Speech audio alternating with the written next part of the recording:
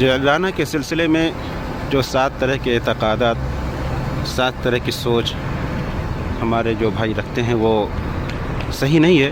سب سے پہلی چیز وہ یہ سوچتے ہیں کہ یہاں پہ جو کنواں ہے اس کنویں کے بارے میں کہتے ہیں کہ اللہ کے رسول صلی اللہ علیہ وسلم آئے اور یہاں پہ آپ نے اپنا نیزہ، اور بعض لوگ کہتے ہیں کہ نہیں، اپنے آپ نے اپنا قدم یہاں پہ رکھا اور اس کی وجہ سے وہاں سے پانی نکلنا شروع ہو گیا۔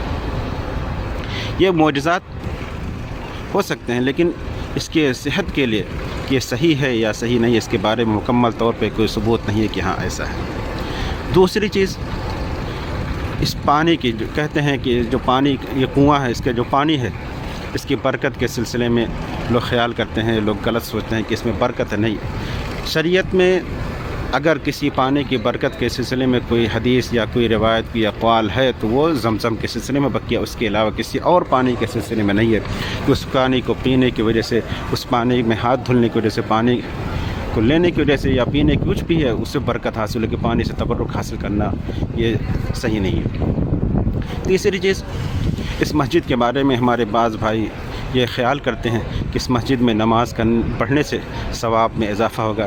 ایسی کوئی روایت، ایسی کوئی حدیث نہیں ہے جو دلالت کرتے ہو کہ جو کوئی بھی شخص مسجد جعرانہ میں نماز ادا کرے گا اس کو خاص ثواب ملے گا۔ ایسے ہی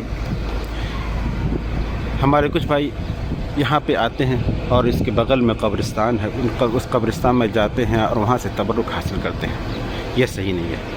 مسجد کی دیواروں سے تبرک حاصل کرتے ہیں، اس پہ ہاتھ رگڑتے ہیں، یہ بھی صحیح نہیں ہے۔ ایسے ہی اس مسجد کے سلسلے میں لوگ کہتے ہیں کہ یہ میقات ہے۔ در حقیقت اللہ کے رسول صلی اللہ علیہ وسلم نے جو 7 میقات مقرر کیے تھے، اس میں جو سب سے نزدیک مکہ سے ہے وہ قرن المنازل ہے، جسے آج سیل کبیر کہا جاتا ہے، وہ ہے، نہ کہ جعرانہ۔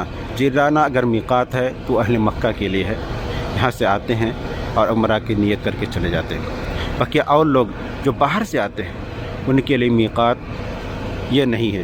جو جس حدود سے، جس طرف سے آ رہے ہیں وہاں کے حدود میں جو میقات پڑ رہا ہے وہاں پہ ہے وہ میقات، یہ مسجد جعرانہ میقات نہیں ہے۔